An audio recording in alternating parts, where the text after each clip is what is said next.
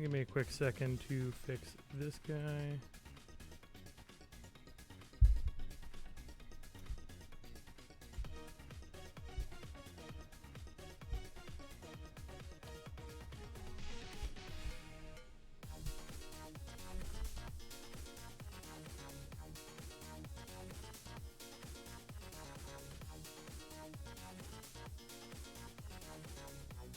There we go. Hello everyone, welcome back to another class. I say everyone, it looks like chat is pretty dead today, but hey, the show must go on. That's why I do these recordings.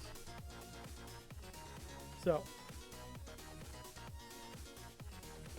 today we're talking about multimedia content. Turning down my music a tad, there we go. So we're talking about multimedia content and what we can do with it to incorporate it into our blogs.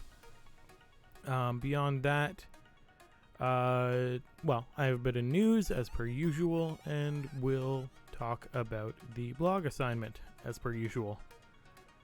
So with that, let's get started.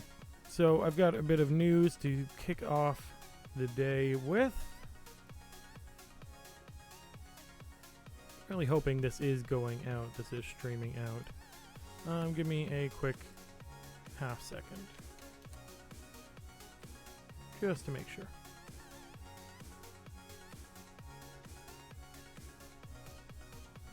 Yep, I'm live, so my class is just late to the party. Oh well. So today, let's see, let's switch back. Got a bit of news about geriatric homes in Ontario, a bit of news about Trump being fact-checked, finally, and a death in Minnesota. Specifically, what was his name? George Floyd. So I'll go over all that pretty quickly just to give people time to get in. So let's start with nursing homes or geriatric homes in Ontario. Recently, the military has had to go in to multiple different nursing homes in Ontario and Quebec to help just to help support the staff there, help deal with any outbreaks that have come up. Well, while in specifically 5 different nursing homes in Ontario, the military has well, they've written up some reports. These reports catalog residents of these nursing homes being bullied, drugged, fed improperly, treated with no dignity. It's, well, some brutal stuff all across the board. So yeah, soldiers were called into the facilities as part of an effort to backstop the provincial system, which has been overwhelmed. What they found is being recorded in assessments of each home. It has since come out. Doug Ford called it gut-wrenching. Things like, well, cockroaches and flies present, rotten food smell noted in the hallway. Quote, respecting the dignity of patients is not always a priority. There are charges of staff having used the same syringes multiple times, improper use of the medication, staff members themselves being really burnt out and overwhelmed. All in all, a terrible picture. Doug Ford called it out. Justin Trudeau called it out. There are class action lawsuits going on. It's a whole situation, which I recommend you look into. It's important to know what's going on. Even beyond that, there's also this question of, well, but are we surprised? At least speaking for myself, someone who does read into this kind of thing. Elder abuse is something that comes up in nursing homes a lot. Here in Canada, in the United States, it doesn't tend to matter where you're talking about. There's this idea of nursing homes being these potentially terrible places, and unfortunately, this story kind of further pushes on that narrative. So with that, let's look at another story. Unfortunately, today is not a great news. It hasn't been a great news week. Not a ton of uplifting news. This one I do particularly enjoy. Twitter has finally started fact-checking Donald Trump's tweets. Specifically, if you go to his tweets, at the very least, the ones about voter fraud through mail-in ballots, you'll actually see a little notification at the bottom saying "Get the facts about mail-in ballots." This is because Trump blasts nothing but lies, fake news about these subjects. So he flipped out, obviously, once Twitter kind of stepped up to shut him down, saying, in a tweet, of course, Republicans feel that social media platforms totally silence conservative voices. We will strongly regulate or close them down before we ever allow this to happen. We saw what they attempted to do and failed in 2016. We can't let a more sophisticated version of that happen again. Just like we can't let large-scale mail-in ballots take root in our country, it would be a free-for-all on cheating, forgery, and the theft of ballots. Whoever cheated the most would win. Likewise, social media, clean up your act now. So that's Trump yelling at Twitter on Twitter. I find this particularly interesting because it's only finally that Twitter is stepping up to stop this. And others like Facebook haven't even tried. So it's curious. I'm curious to see where this leads. Finally, we have another sad story out of the United States, but one that's becoming increasingly more common. It's been common for a long time. So 4 police officers in Minneapolis were fired, and protests were held after, again, George Floyd was killed in police custody. That police murder in Minneapolis was in my friend's neighborhood. Damn. It's a tough story. Again, these aren't new stories. Police violence against particularly people of color in the United States is very prominent. The whole Colin Kaepernick taking a knee in the NFL was was in response to exactly this kind of thing. I'm not going to play the video. I highly recommend looking it up, though. It's not particularly graphic. It's just very, very sad. These police stood around while one of them was kneeling on this man George Floyd's neck. He was calling out, saying, "Stop, please stop, I can't breathe." He called out for his mother a couple of times. Ultimately, he died. The entire time, bystanders are filming this, yelling at the officers to stop, to let him go. I've seen a lot of backlash looking this up, that he could have been violent, he was resisting, etc., etc. He might have had a weapon, the usual go-tos. If you look at security footage when he was arrested and handcuffed prior to being pushed to the ground, he was resisting in no way. He was upset. He wouldn't stand up briefly, but he didn't have a gun. He wasn't fighting. He was handcuffed and walked to the car. And then in a little bit of a blank spot, he winds up on the ground with a knee on his neck, and he's restrained and killed. So protests have broken out in Minneapolis, obviously over this. There's a lot of sadness going on in Minnesota right now and all over. But so that's my third piece of news. Suspicion of him using a counterfeit bill at the store. The charge was, for all intents and purposes, a white collar crime. It was counterfeit forgery. Nothing that implied any sense of violence whatsoever. One thing I want to point out here. This is this is a concern of mine when it comes to reporting, and I tend to hold CBC to a pretty high standard for reporting. Looking at our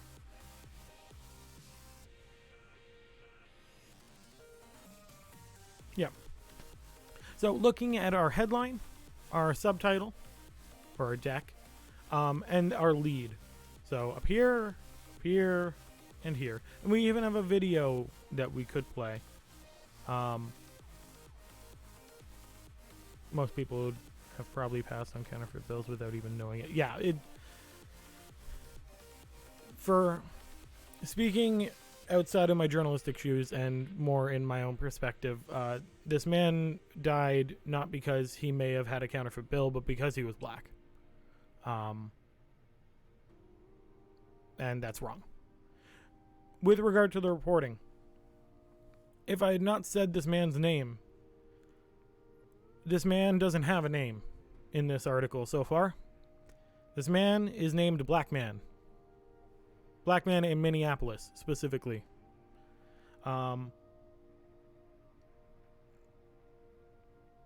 We have 4 Minneapolis officers fired. Protest held after Black Man dies in police custody. Video shows man, at least he's not Black Man there, pleading he could not breathe as white officer, as opposed to the other non-white officers, knelt on his neck. The headline for the video: police officers fired following death of Black Man. Practically the same as the headline. Our lead, which is where we put our most important information, the who, what, when, where, why. 4 Minneapolis officers involved in the arrest of a black man who died in police custody were fired Tuesday, hours after a bystander's video provoked widespread outrage with the footage that showed the man pleading that he could not breathe as a white officer knelt on his neck. We get the mayor of Minneapolis' name, who's an unrelated figure for all intents and purposes, before we get the guy who died's name. And that I take issue with. Because yes, these stories are about systemic racism. These stories are about issues of police violence, that thin blue line thing, like all that stuff. But at the end of the day, this story is about a person. This story is about George Floyd, one of many black men who've been killed for seemingly no reason in the United States and even Canada in some cases. I'm going to move on. I highly, highly, highly recommend reading more into the story if you're not already familiar. So getting back to it, taking just a breath to breathe. Getting back to it, let's talk about multimedia. Let me get my PowerPoint going. It's not you. There we go. So, multimedia content. We've talked about multimedia and infographics a little bit before in social journalism fundamentals.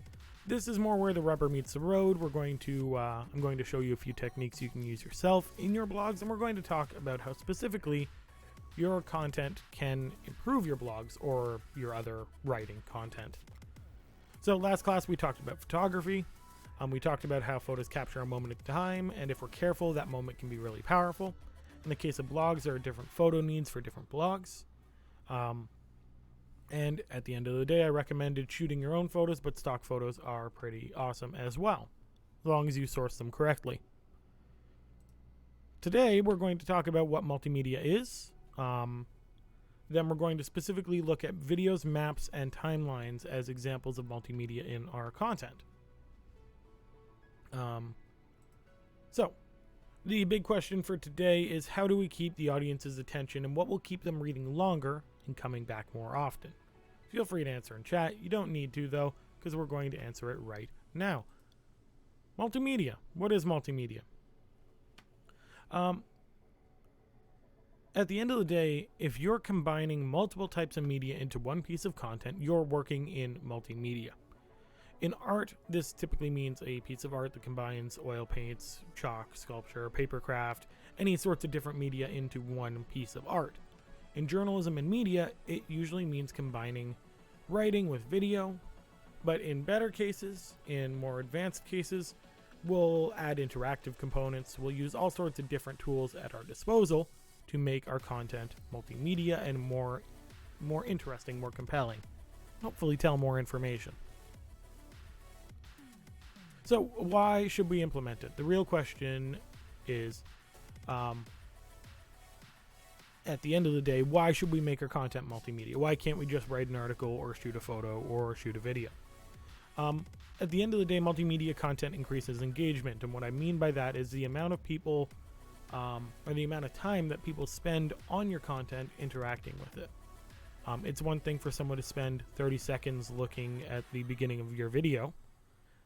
It's another for people to be engaged for a whole 5 minutes. Multimedia content does this with written work really well by keeping people on the same web page or looking at your information for longer. Multimedia content's usually more visually appealing. I'll say that the slides I put up here that have photos tend to look a bit better than the slides that just have text. It's just natural. Multimedia content takes images or video or any sort of other media and really amps up our plain writing. Multimedia content's more accessible, which is awesome. For those of you who may wind up at Mohawk's journalism program, you'll have a class about creating accessible content. And one important thing to remember is that if you cover all the bases for different kinds of media, stuff you can hear, stuff you can see, stuff you can touch, I don't know, stuff you can even speak to in some cases with some particularly cool accessible content. If you have all these bases covered, then no one's left out trying to access your content. Multimedia content increases our SEO, search engine optimization. This is something we will finally talk about next week. I've mentioned it a few times, and every time we'll talk about it later. Well, later is next week. So, I'll fix the slide later. How do we implement multimedia content? At the end of the day, all you really need to do is make sure that your text comes along with audio or video or images. So you might just shoot a video to go along with your blog. A podcaster might post behind the scenes photos or a graphic on social media to explain what they were talking about on their podcast. Videographers, I might write a behind the scenes blog post talking about some of the nuances of how I graded my most recent video, or how my new lens that I've just fallen in love with. Rather than basic implementation, advanced implementation uses external tools to increase user engagement. Things like mapping tools let us visualize data on a larger scale, make our work feel closer to home. It contextualizes our work in location. Whereas timelines do the exact same thing, but they show a progression of events, and they give more context to our content within the sense of time. Other tools, personal profiles, chatbots, infographics, build up our work and engage with our viewers. And that's always the goal. So let's talk about video before anything else. Why video? Why am I not just going with the more advanced tools? Because this is the basics and we need to cover it. Video is super easy to implement on things like blogs. It's easy to shoot. You don't need a high quality camera anymore. Most sites have built-in video hosting. Never mind that YouTube and Vimeo always exist and you can just throw your content on there. Adding video to written content it affords you a few luxuries. You can show behind the scenes. You can show step-by-step instructions real easily.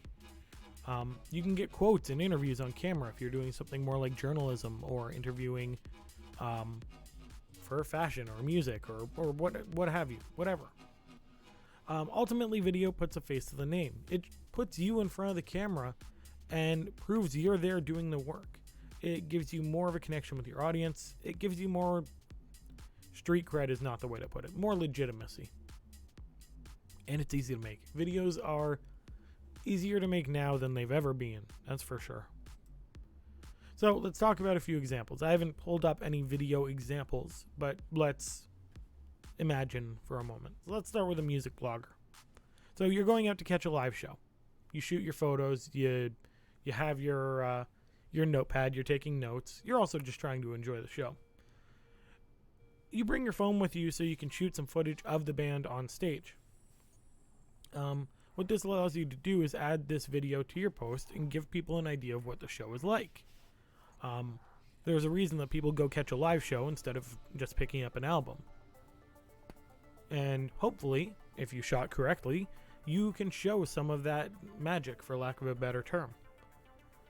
You could also record interviews with band members if you have the opportunity. The big thing with this kind of video is that you need to make sure you capture good audio.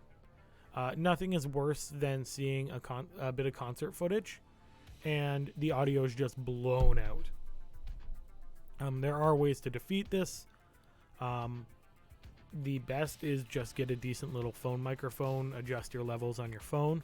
But you can also get dampeners and socks to put over your phone microphone. That way the audio isn't so blown out and distorted. Fashion blog. The fashion blogger, what do they do for video? So I happen to know one of my friends does kind of fashion blogging. And one thing she does is she'll go to a local thrift store and grab a couple of items and make looks out of those items. And rather than simply shooting video, instead you set up your phone in your backyard, you shoot a video. Instead of shooting photos, you shoot a video. In this video, you just show off the different looks. You just wear the different looks and show how the sweater can be worn 3 different ways. The skirt can be hemmed up to be short. Who knows? Fashion's not exactly my thing. Either way, you smash cut this video together, and it lets you focus on and highlight the best qualities of the clothes and their versatility. The key to this is making sure your shot never changes. So whatever your framing is, make sure it stays that way.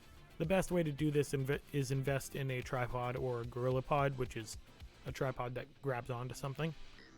All else fails, you prop your phone up against a rock. Whatever works, right? So food blog. You want to showcase a recipe that you know and love? Along with your photos, you can shoot a quick video. Don't shoot the entire process of you cooking something that takes an hour. Just each time you go to a new step, make sure that the camera's rolling. And then finally you finish off your video with just like a photo of the food on the plate or yourself plating it. That said, speaking from experience, it can be really tough to film while cooking. Having a friend or a parent or whomever helping you is always a good call. I also recommend considering getting an LED light. Something nice and simple that you can adjust the lighting of your shot to make sure it's just perfect, which is something that's important with food photography and videography. Photography blog. How does a photographer show off video? Well, there's all sorts of different ways we take photos. Some are super simple, we just go out and shoot. Some take a lot of time and setup. So while you go into the field, you decide to take one of these photos that has a lot of setup. And while you're setting up your camera, you just prop up your phone and start explaining to the camera kind of what you're doing, what you're trying to capture here. The best way to look at it, aside from just a tutorial like this, think of the crocodile hunter. Those of you who are old enough to remember him.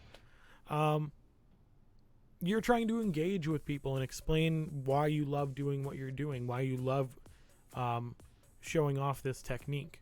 So really engage with that passion. Much like the food blog, it is useful to have a tripod or a friend help film. But it's not impossible to film yourself. So here are a few scenarios, right? Some shooting tips. If you are going to shoot video, specifically on your phone, unless you're filming for an Instagram story, shoot in landscape, shoot horizontally.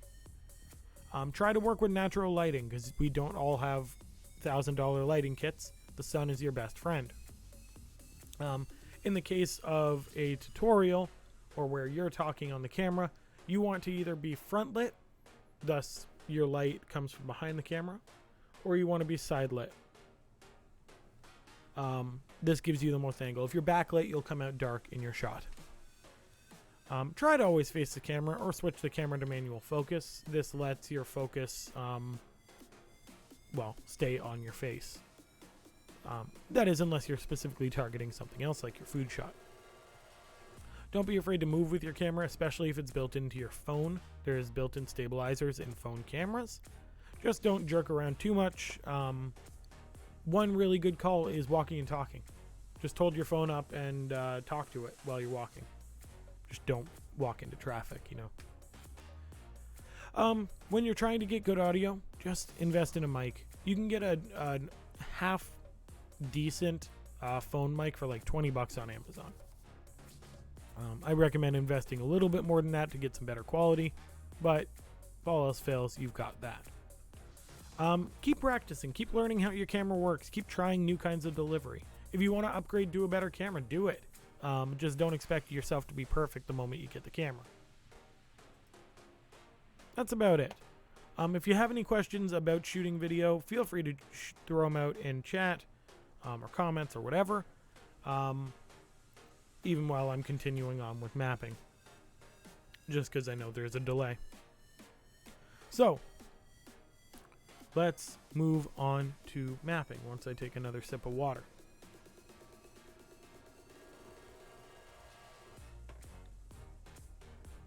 So with mapping, the first thing I want to do is pull up an example of what mapping actually looks like. At least within the context of what we're talking about within a blog. So I just pulled up a blog.to article, top 10 coffee shops for a work meeting in Toronto. Not the most interesting article, but it is what it is.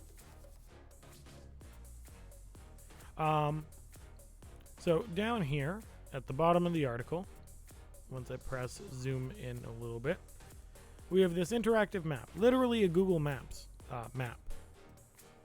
And with this, we can click on each location, find out some information about it. In this case, we're just getting the basic info about these coffee shops. Let's see if I'm just curious.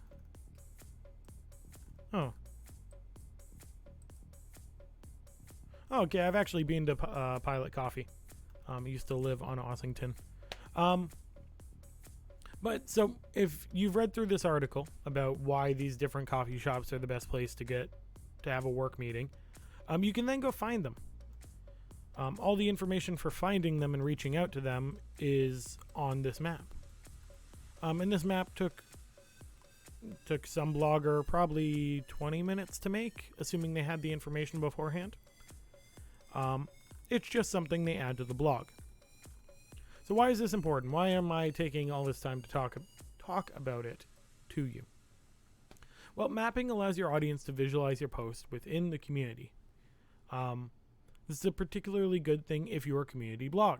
If you're talking about a Hamilton scene for something.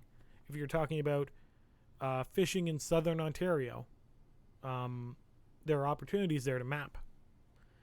Specifically, it allows you to highlight locations.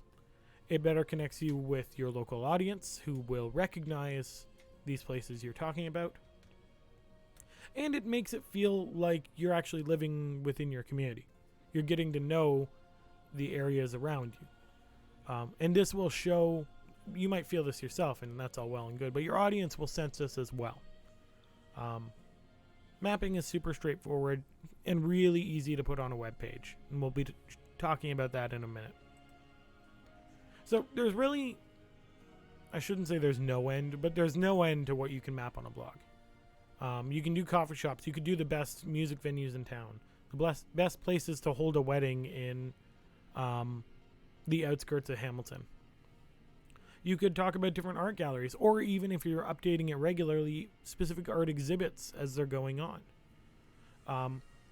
Again, if we talk about fishing, Lake Ontario, just every time you go out fishing, jot down if you have a GPS, which you should, while fishing, jot down your coordinates. You can literally map your latitude and longitude on Google Maps. So whenever you catch a fish, just jot down where you caught it, what the fish was. You can take a photo. You could do cool street art in town, and the reason this is highlighted is because this is one I actually made myself. Tourism Hamilton reached out within the journalism program at Mohawk to just map some locations. And so I mapped some street art in Hamilton, specifically the ones highlighted in this blog post. There are plenty more pieces of street art. The cool thing about this that the blog TO map doesn't have is that if we zoom in to, let's say, yeah, I'll do this one. The Dr. Disc mural. You don't just have to have the location and website of, well, in this case, a mural doesn't have a website. You can have a name. You can have a description. In this case, I just tore the descriptions from the blog post. But you can get as complex as you want with it. So same with if I go to here. This one's a bit out of date. But this is one of the Supercrawl murals. We have the Gateway at the GO station. Corktown mural. Rays. Carter Park. And there's no end to the number of points we can put down on this, as I'll show you in a minute. So that's all well and good. We can map all sorts of things.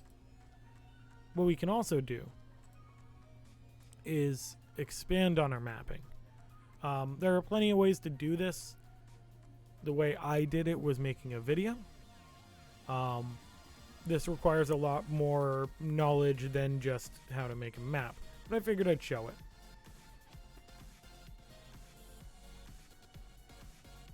There we go. Let me mute my music.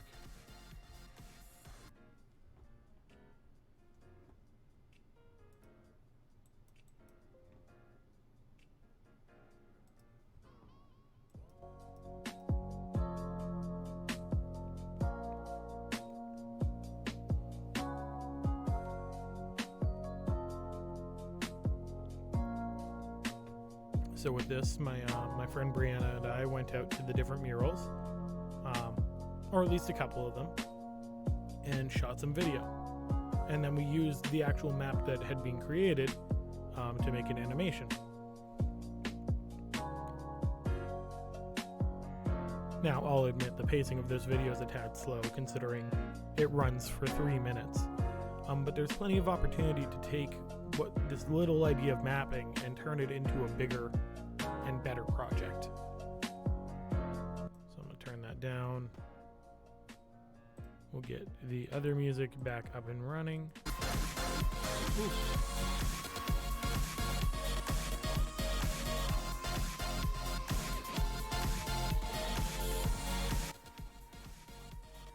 Sorry to deafen you there. Let's go back to... There we go. Okay, so clearly we can make maps for all sorts of things. We can expand on them in all sorts of ways. But here's the real value to mapping, is the fact that it's the fact that we can put all sorts of information on it. This is a journalist in me that loves this potential. We don't just need to have a description and a title. For example, if we took our fishing on Lake Ontario idea. Hey there, Slayer. Welcome to class. If we take our fishing in Lake Ontario idea, and every time you catch a fish, you jot down the longitude and latitude, you take a photo, you identify it, you measure it, you have all sorts of data. You can just make these little charts of information for each of the points on the map showing the different fish you've caught. If Well, at the end of the day, if we talk about a coffee blog, yes, mapping. Yeah, I'll touch on that in a sec once I get to the end of this point. But if you run something like a coffee blog or whatever, opening up your blog to find the nearest cool coffee shop, and being able to see on a map your ratings, your reviews of each of these coffee shops linked on the points of the map, not only gives them information but redirects them to your other work, increases engagement on your content. I had one student make a top 5 list of the best European grocers in town. The idea being that she would then create reviews and link out to them on the map. As Slayer said in chat, you can map all sorts of things within journalism as well. You can map cases. You can map crime scenes. You can map... Hell, I've seen a map that worked in conjunction with a timeline talking about yet another case of a black man in America being killed by police. It tracked all the different photos and evidence of this man being hauled off by the cops, both on a map and on a timeline, because throughout this timeline between where he was first spotted and where he was taken, the jail he was taken to, he died in transit. And so it tracked all this different data and compiled it into a map and a timeline. For instance, in the wake of COVID-19, you can use mapping to highlight the cases in your area. If you're reporting on local knife crimes, you can use mapping to highlight all stabbings in your area. Definitely with crimes, it's easy to track because police data is freely accessible. Tracking COVID cases is a bit tougher. There's different severities and all that. But absolutely, if you can identify data by location, you can map the data for an article, for a blog, to inform your audience. In the case of, if we're talking about our blogs, which is the final assignment, this is kind of where our journalism skills in compiling information and getting information out there meet with the branding and creative skills of just blogging. So I want to take a look at mapping. Slayer, there's an online news investigation agency called Bellingcat, and on their website they publish articles in which they highlight how they've used the open source data in their research. Absolutely. That's a really good example of transparency as well from a news organization, which is incredibly important. So I've compiled a few bits of information here for students enrolled in my class. We have, the Google My Maps function that you can access, a little guide to using it, and a sample map that I came up with. Yes. So I'm going to pull up the sample map and show you how to edit it. They were the ones who identified the 2 GRU agents responsible for the chemical gas attack in Salisbury, England 2 years ago. Geez, fair enough. I'm going to look into them more. In fact, give me 1 second.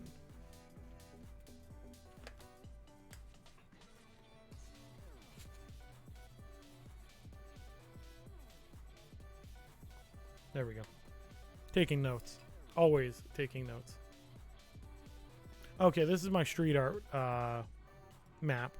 What I'm going to do is open a map. I'm going to open up my Hamilton coffee shops. I'm just rolling with the coffee shop theme. But again, you can use this for all sorts of things. So right now it doesn't look like much, but what I've honestly mapped, I've mapped some coffee shops in downtown Hamilton. And what I've done is categorize them so that you can tell which coffee shops, according to my snooty coffee blog, are good, which are okay, and which are terrible, or chain coffee shops. So I'm going to go into edit and show you how to do this. Honestly, this function Yes, I am from Ontario, Hamilton specifically. So I'm going to change up our base map just so we can see what the heck's going on. This mapping program functionality works exactly like Google Maps because it is Google Maps. So if I look up, what cafes have I missed? If I look up, I'm doing coffee shops. If I look up something like Canon Coffee, Hamilton. There we go, the Canon. So I have this point now selected. Its details and all of that. All I do is click Add to Map. That item then falls under whichever category I have selected at the time. So if I have great coffee shop selected, it will fall under that category. We can add more categories or layers and name them. We can make sure that all our items have the same style, or a sequence of numbers, individual styles. I did the same style and adjusted it so that my icon was a coffee mug, and then good ones were green, or great ones were green, good ones were yellow, crap ones were red. The point being that, there. Man, that one's an outlier now. We can categorize all these things in all sorts of different ways. And if we want to, let's stick with Canon Coffee. I have this selected. Now I can adjust what information I have in here. So I don't want the address and all that from Google. Fair enough, I remove it. What can I do now? Well, I can change the style of the icon, which I don't want to do. I can edit the information. The Canon. Here's a description for the Canon. Blah. They have great coffee, specifically Americanos.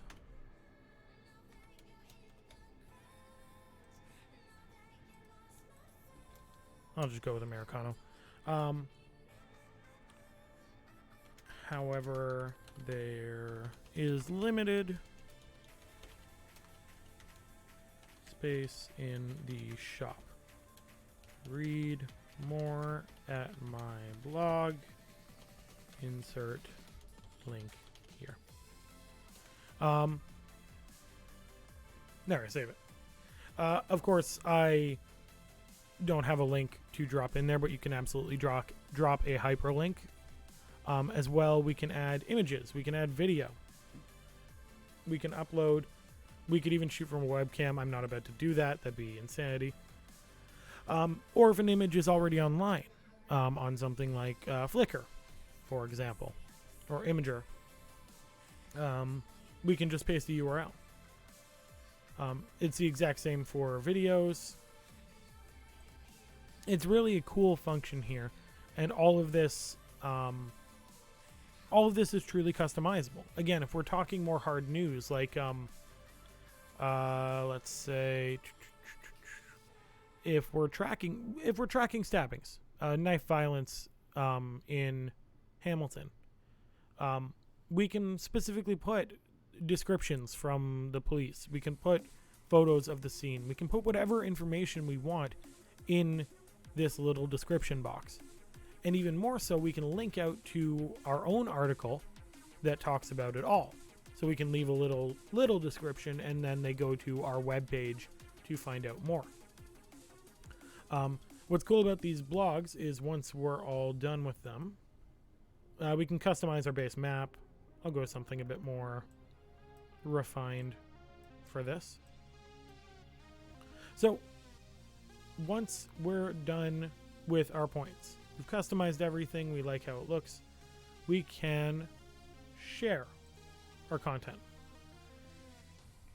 I got it. If we want to share with a copy link, we just change that anyone with the link can view. So we can share our link out to whomever. But more specifically, if we want to, I'm going to hit done.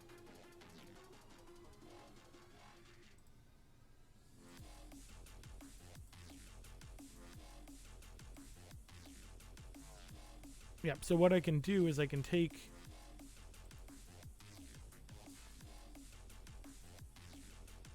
restricted, there we go.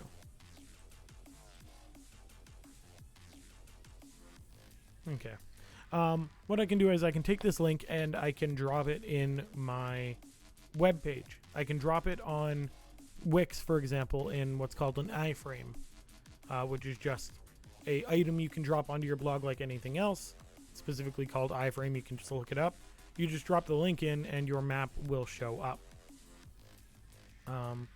So if we preview the finished product, this is what your viewer will see. Nice and simple.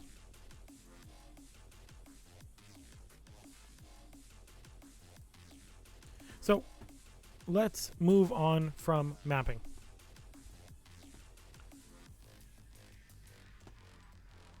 Let's talk about timelines real quick.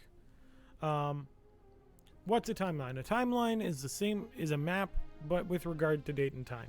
I'm sure you've had to draw them up in class. Yeah, synonym was up there.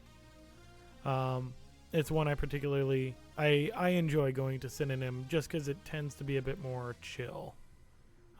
That said, Red Church is actually my favorite coffee shop in town when you can get in there, because often it fills up. But having a gallery in the back makes it really cool. God, I can't wait to get back downtown. So timelines. I'm sure you've had to make one for school at some point.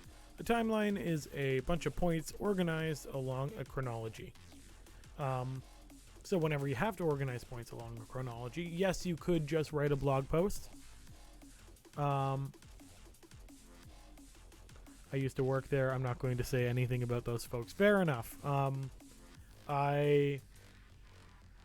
My rule of thumb is that the hospitality and food industry in and of itself is full of crappy secrets I don't want to hear, because it'll ruin my perspective on everything. So thank you for just not sharing. Yeah, so if you need to organize points in a space of time, use a timeline. And there are all sorts of ways we can build timelines. I'm going to show you one of the more simple tools. And the cool thing about timelines is you can work in specific dates, like a history blog. Or you can work with more arbitrary things, like a recipe. A recipe is a timeline of different parts of cooking something. You could even do, one I did was different parts of a job interview. So there's no specific date and time you put down. It's just step 1, step 2, step 3. So like videos and maps, timelines are, again, also easy to make and easy to add to a blog. Some are tough. So I have some examples of timelines here. I'm going to pull up 2 or 3.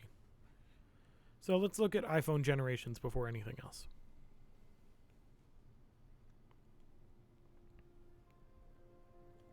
So this timeline is entirely coded on the website we are on. So we can go through different iPhone generations. We get a nice little graphic that changes the different colors they come in, etc.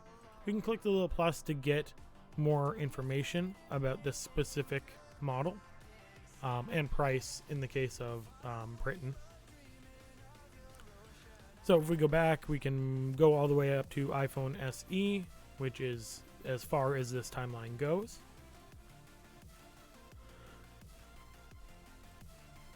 So this is a cool one. But a very hard one to build because it requires a lot of web markup knowledge. You need to know how to use HTML, CSS, JavaScript. Some are simpler than this. Like, if I recall correctly, our Anne Frank timeline here. which will boot up eventually. There we go. Going to exit out of a couple of pages just to save myself some. There we go. So this timeline again is coded, but it's a bit more simple. Everything's organized. If you click on it, you get a description and a mini timeline. This timeline is from AnneFrank.org, which I forget their goal. It's essentially to educate people about Anne Frank's life and the Holocaust. And so they use a timeline to quickly go over key dates in her life, the Holocaust, World War II. Beyond that, I have one other I want to show you guys, which really encapsulates why timelines can be really interesting and really easily customized. This one gentleman here, Daniel Mall, decided to build his portfolio out of a timeline. So he has, miscellaneous at the bottom, but all his work from 2007 through to 2012 outlined on a JavaScript timeline. And if you click on any point, pardon me, you go to a page showing the work he did in design. And you can even click through just with the arrows rather than go through the timeline itself. This is a really cool way to showcase your work and showcase your abilities in your portfolio. I highly recommend considering a timeline for your portfolio. So let's look at something a bit more within our grasp, though. These are all quite complex. The tools I have for you are a little bit simpler. So before anything, I'm going to pull up an example of a timeline using this program called timeline.js, timeline JavaScript. So this is a website myself and my entire class put together for an assignment. One of the things on this assignment was that we put together a timeline. So again, this timeline is preparing for success, preparing for a job interview. And we scroll through the different stages. We can add photos, we can add descriptions. We didn't realize that we could remove the dates, but no worries there. So the only reason it says my name on each of these slides is because I took the photos, but it was a classmate of mine that put this together. Each step along the timeline is just a different stage of interviewing. And again, this was super easy to drop into the blog. In fact, this blog is on Wix.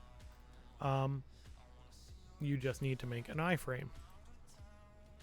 So going to Timeline JS itself. This is the page. They have examples, they have overviews, etc., etc. Let's get to the meat of it, which is make a timeline. The first thing you're going to do is click the Get the Spreadsheet template, and that will open up this guy. You're going to make a copy of it. This is what you use to build your timeline. This is all the different categories of information you can put in. I'm going to walk through them real quick. I'm not going to make anything super custom. I'm just going to run through this example. So at the end of the day, you always need to put in a beginning date and end date for each one of your posts, just so the program knows where to put your post on the timeline. But if you're working with something you don't want to show a specific date for, you can easily put in something like, if all else failed, you could put in slide 1, slide 2, slide 3. Slide 2. But you could also name it the same thing as your, same thing as your title, whatever works. This is what will display instead of the numbers if you put something in here. After that is your headline. This is the title for your text. Then your text, it's your description, much like the Google map had the title and text.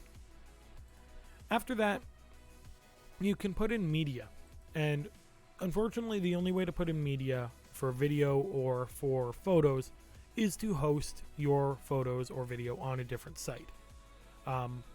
So you can put in a YouTube or a Vimeo link. You can upload your photos to Flickr, which is what I did for the sample timeline. Either way, you're going to throw the link in there and it will grab the photo you want. You then put in the media credit for whoever took the photo. If you want to put in a caption, that's cool too. After that is type. We have two drop downs here. We have the title and era. Think of title as your main page. Era is like a subcategory. Beyond that, we have group, which isn't something you need to worry about. And then we have background. And background lets you fill in a color or even a photo. In the case of the second slide, it uses a photo. In the case of the first, it uses a hex code for a color. Hashtag 333333 is a dark gray. If you want a specific color, just type in the color and look up a hex code. So here, red hex code. There we go. Red is FF0000 as an example. In fact, let's change that up. So let's change this to that. FF0000. It'll probably look terrible, but hey, it is what it is. So beyond that, we've filled out our information. If you want to put in more slides, you just fill out more rows. Fill out row 5, row 6, row 7, row 8, etc., etc. After that, we have more instructions. So, under the File menu, we're going to click, we'll click File, we'll click Publish to the Web. After that, we just hit, we change entire document to OD1, and we hit Publish. We hit OK. And ignore this link entirely. Just exit out. Next up, we're going to grab our link from the top of the page. And this is all outlined in the instructions here. We'll come back to this original site and add in our Google spreadsheet link here. We can then customize our options, our width, our height, our language, our start slide, etc., etc. There's a bunch of stuff we can change. It then generates a share link and an embed link. The embed link is what you're going to want for your website. That's what you put inside an iframe. In this case, I'm just going to preview it. So slide 1, we've got our title slide. Slide 1, you'll see there's no dates now. It just says slide 1. We have our dark gray, and then we have our red background on our second example. Everything is customizable within that spreadsheet, and if I wanted to change that up to just black, I'll let it save. Then if I refresh, we'll go to slide 2 and slide 3. As long, whatever we put in the spreadsheet is going to affect what our timeline shows. So you can actually work with it in real time and edit it in real time. So going back to our presentation, why add multimedia?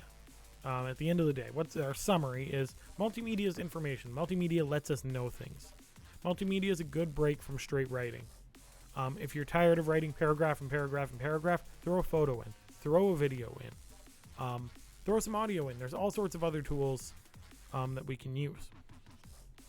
Multimedia can highlight different emotions, especially with video. It can highlight facts with our maps, with our timelines. It can condense information. So instead of writing big long paragraphs, you're putting one block in with a map. And multimedia is just kind of cool. It feels different from the other blogs, or journals for that matter. So multimedia has a plethora of benefits. Video lets you give additional information. Mapping lets you contextualize content in space. Timelines let you contextualize content in time. Before we go, I'm going to say next class, but then I have one other thing to talk about. Next class, we'll talk about SEO, how to track analytics, and balancing the idea of what you enjoy making with what the viewer wants to see. We have blog assignment part 3 is literally just make another blog post. If you haven't handed in your blog post for this week yet, please get it in as soon as possible. I'm not going to really look at them until later on today, so you have a bit of a grace period there. Most of you have gotten them in though, which is awesome. So the last thing I want to do is I'm going to copy this embed code for our sample blog. I'm then going to go to Wix. I'm just going to show you how to do an iframe just to make sure we're all familiar. I'm just going to edit one of my random blogs. There we go. Site actions, edit site.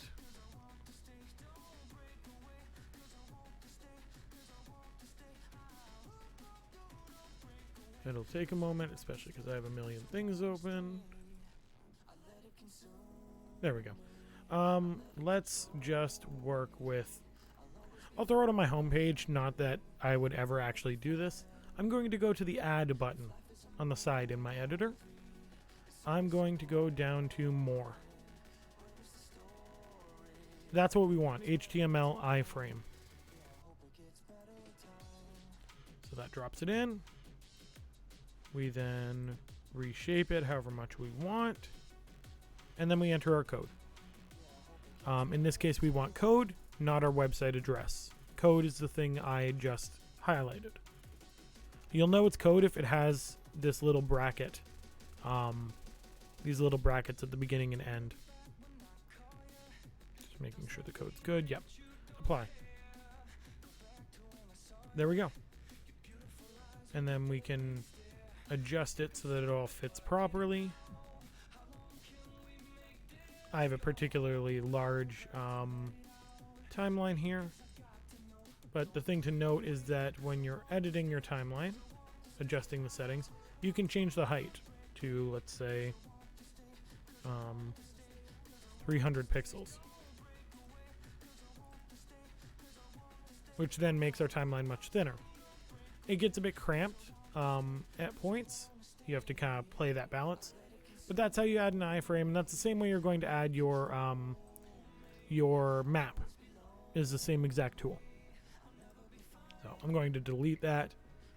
So once again, iframes are an add, more, HTML iframe.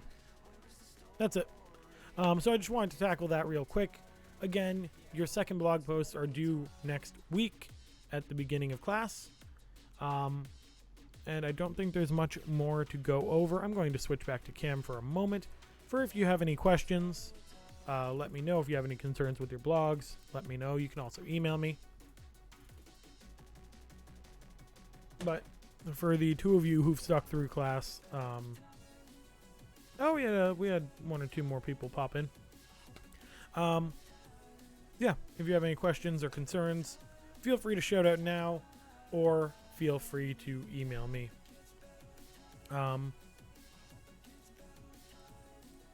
One thing also to note, just real quick, is the company that makes Timeline JS, NightLab, also has a whole bunch of other tools. SoundSite, Story Map, Storyline, Juxtapose. Pardon me. This is a really cool company that makes all sorts of data compiling programs. I recommend checking out the others if you want to further explore multimedia content creation. So, here, let me throw up my display just so you can see that again. So I just went to, in the top corner, we had a little NightLab logo. Yeah. SoundSite lets you throw audio on top of your text. Timeline's obvious. Story Map lets you follow a timeline along a map. Storyline lets you follow data points. These are really, really useful pieces of data, or useful tools to compile data. So with that, I'm going to call it an end to stream. Thank you for those who tuned in or are watching this after the fact. I'll see you again next week. If you're interested, I am streaming again later today at 5 p.m. I'm doing some photo editing, specifically on flowers this week. But yeah, with that, stay safe, stay informed, keep social distancing, wearing masks, all that good stuff. And, well, have a good one.